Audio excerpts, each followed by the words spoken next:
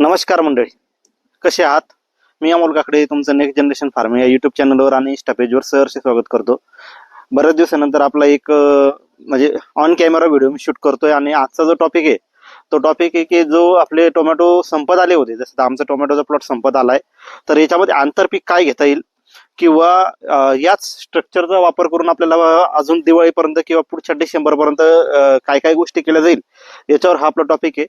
त्याच्या अगोदर सुरू करण्या अगोदर मी सांगू इच्छितो की तुम्हाला मागे व्हिडिओमध्ये दिसत असेल, ऑलरेडी आम्ही तयारी झाली आमची. इवन दो शेंड्यावर फुलं लागलेत, तर आता हे व्हिडिओमध्ये येणार नाही.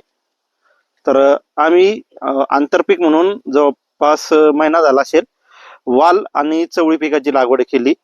दरवर्षी आम्ही दोडका लावत असतो, शिरज आणि पारसा दोडका. यावर्षी थोडा बदल केलाय.